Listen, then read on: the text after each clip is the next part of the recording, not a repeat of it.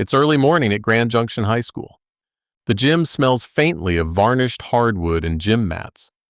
Somewhere, a whistle echoes, short, sharp, familiar. But in this memory, there's no yelling, no chaos, just the sound of a teacher trading ski lessons for something much more nourishing than money, a home-cooked meal. That's how Janet Muyskens, Jan to everyone who knew her, taught.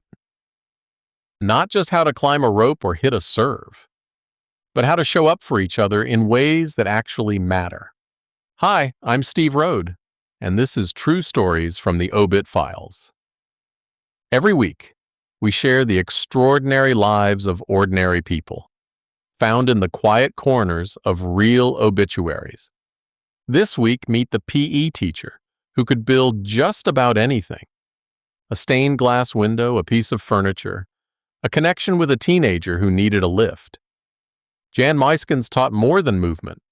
She taught self-reliance, kindness, and the art of always making room for one more stray, human or otherwise.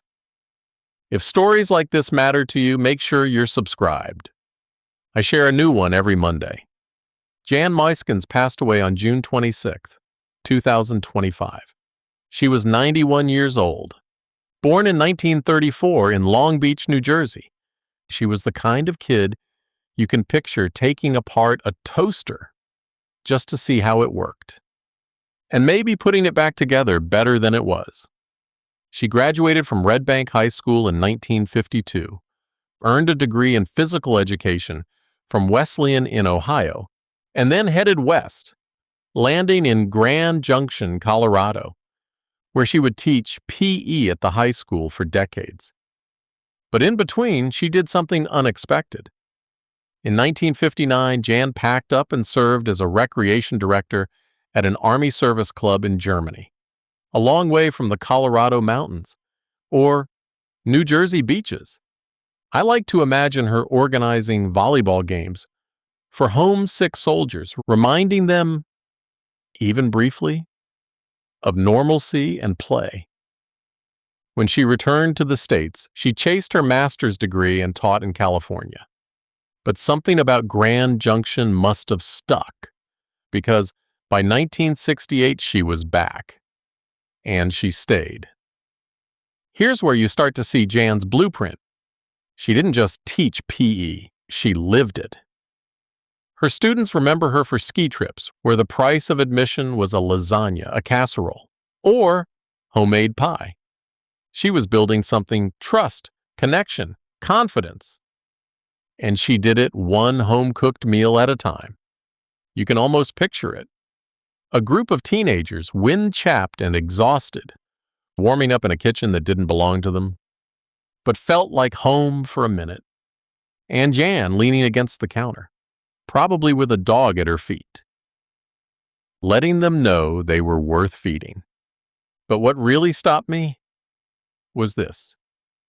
Jan Muyskens was self-sufficient in a way most of us only admire from a distance.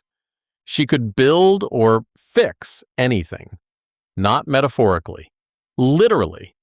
She worked with stained glass. She crafted furniture. She could pick up tools and make the world work better.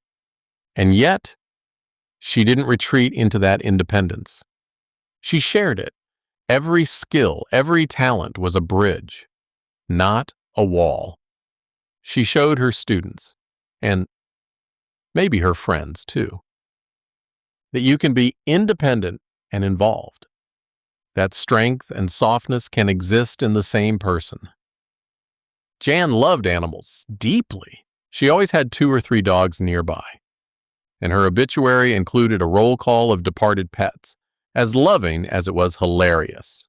Snafu, Bojo, Scamper, Hobie Bagel, Buffy, Scruffy, and of course, all the feral cats she secretly fed under her neighbor's porch. It reads like a memorial to her best friends, the ones who followed her from workshop to campsite to tennis court. She was an avid camper, a strong tennis and pickleball player, a cyclist, a friend to all. That's not hyperbole. That's what people said. Jan retired in 1989, but the things she built with wood, with sweat, with care, didn't retire with her. They're still here, still working, still reminding people that competence and compassion are a powerful mix. I think what people will remember most isn't her skills. It's the way she gave them away, freely, joyfully, with dinner and a dog at her side. So here's what I've been thinking. What do you know how to do that someone else might need? What could you trade, not for money, but for closeness? Not everyone makes the front page, but everyone, and I mean everyone, has a story worth telling. People like you, extraordinary lives, stories worth hearing. Thanks for letting me tell this one.